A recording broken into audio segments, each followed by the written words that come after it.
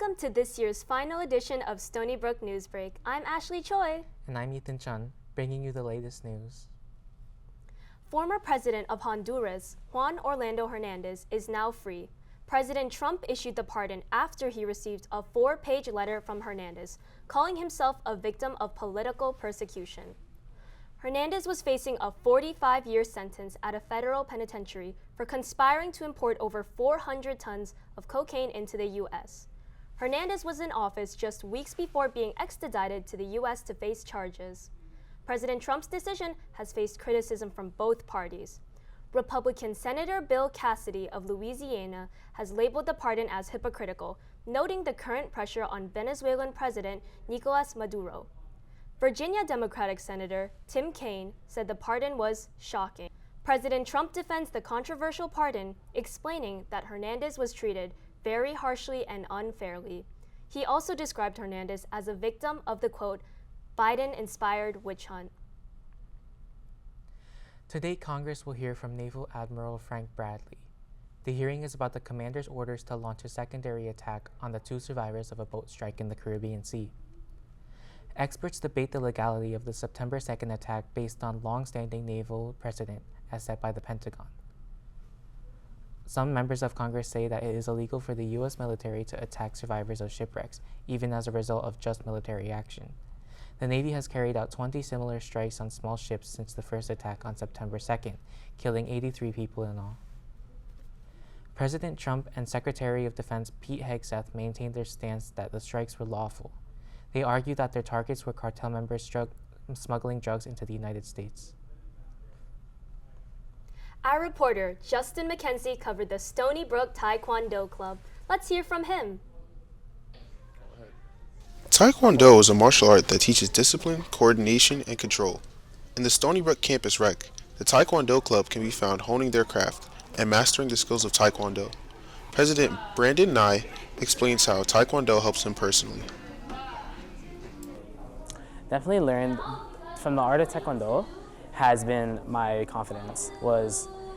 I started Taekwondo as a very depressed, introverted kid, and over time, Taekwondo helped grow my confidence and my discipline and my organization, my responsibility, everything Taekwondo related. Taekwondo helped me build part of the person I am right now.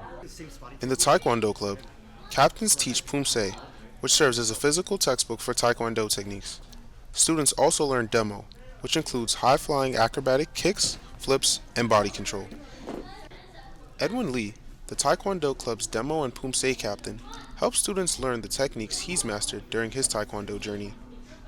So, since I'm taking 2 roles kind of, either Pumse that we're doing now, or the flashy demo stuff, right?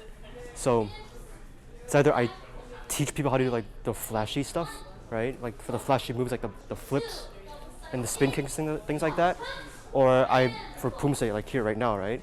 I would just be helping people out individually. The Taekwondo Club caters to members of all skill levels. Like any other sport, learning Taekwondo is a process. Club members create a welcoming atmosphere for black belts and novice Taekwondo learners alike. Getting into Taekwondo is that I know it's going to be hard in the beginning, but you just have to keep doing it, keep trusting the process, and eventually you'll make it. Each semester, the Taekwondo Club prepares to compete against other colleges on the East Coast, all fighting for medals of their own. We competed at MIT over October break. Our next competition is next semester, hopefully Cornell or Brown or Princeton. We regularly do compete against other schools in a league called ECTC, the Eastern Collegiate Taekwondo Allegiance, and we hopefully try to bring some trophies back. But it's always an all-skill tournament, so we bring as many members as we can. For those interested in joining the Taekwondo Club, you can find them in the Campus Rec from 9:15 to 10:45 p.m. on Mondays and Thursdays, and 5 to 6:30 p.m. on Saturdays. My name is Justin McKenzie, reporting for Stony Brook Newsbreak. Thanks, Justin. That was super cool to watch.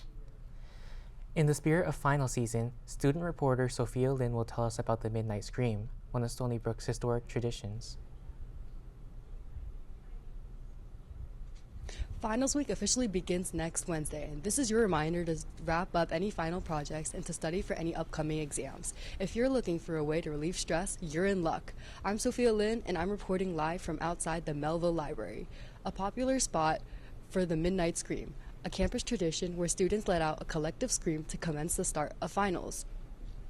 This year, the fun will take place at midnight on December 10th, so make sure to let out a scream and to relieve your stress in the true Seawolf fashion. This has been Sophia Lin, back to you at the studio. So Ethan, have you started studying for finals yet? Yup, I'm feeling really studious. Me too. That concludes this week's edition of Stony Brook Newsbreak. I'm Ashley Choi. And I'm Ethan Chun.